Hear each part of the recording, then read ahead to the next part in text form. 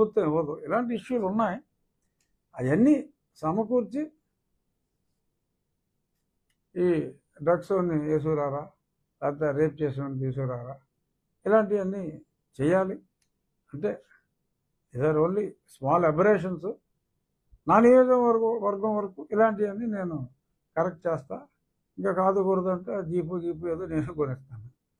ఇంకంతకని చేసేది ఏమో లేదు.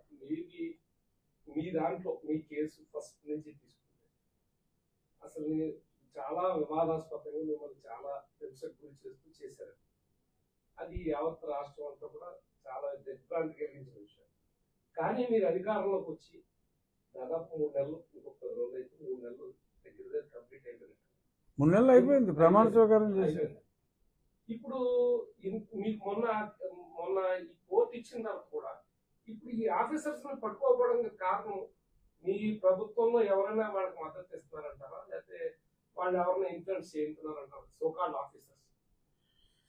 ఏమో అది అదే దాని గురించి కూడా నేను చెప్పా. మీరు ప్రతిపక్షంలో ఉన్నప్పుడు బాధ అనిపిస్తుంది. మీరు ప్రతిపక్షంలో ఉన్నప్పుడు న్యాయం జరగల, అధికారంలోకి వచ్చారు. అధికారంలోకి వచ్చిన తర్వాత కూడా మీకు ఇదే పరిస్థితి కొనసాగితే ప్రజలకి ప్రభుత్వం మీద ఏ విధంగా నమ్మకం కలుగుతుంది? అదే నేను చెప్పింది. చంద్రబాబు నాయుడు గారి ఇంటి మీద దాడి చేసిన వాళ్ళు కూడా ఇంకొప్పుడు దా పట్టుకోవాలా, వాళ్ళంటే పారిపోయారు. అదే చెయ్యాలి వాళ్ళంటే పారిపోయారు. ఇప్పుడు నా మీద దాడి చేసిన అధికారులు ఉన్నారు. అధికారులు ఆఫీస్కి వచ్చి సంతకం పెడుతున్నారు లేదు తెలియదు, కానీ మరి వాళ్ళు అయితే ఉన్నారు ఇక్కడే. చర్యలు తీసుకోవాలి. మరి ఇప్పుడంటే వరదలు వచ్చినాయి కాబట్టి ముఖ్యమంత్రి గారు బిజీగా ఉన్నారు. అదే మళ్ళీ ఒకసారి గుర్తు చేయాలి. ఎందుకంటే మరి ఒక బాధితుడిగా గుర్తు చేయటం మరి రెస్పాన్సిబుల్ పర్సన్ గా మీకే అంత ప్రాబ్లం ఫేస్ చేస్తున్నారు. కామన్ మ్యాన్ కి చేయగలదురా ఈ పోలీస్ డిపార్ట్మెంట్ అనేది ఒక ఆరోపణ ఉంది. దాన్ని మరి మీరు ఎలా తీసుకెళ్తారు ప్రభుత్వం దృష్టి?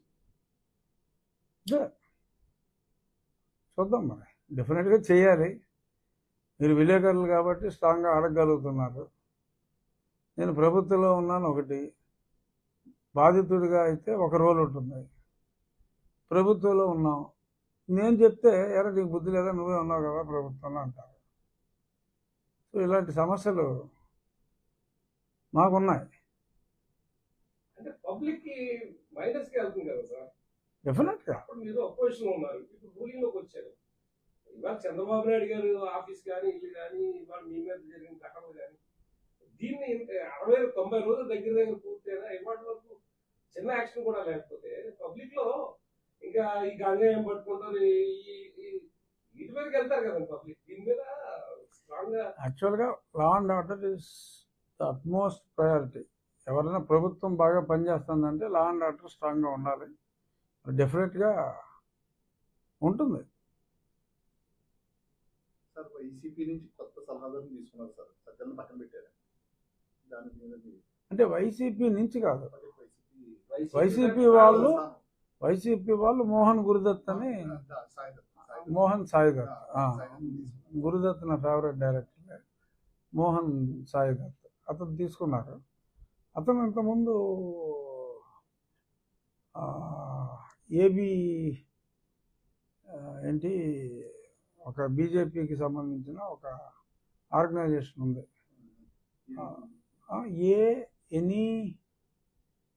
సడన్గా గుర్తురాట్లా, ఏబి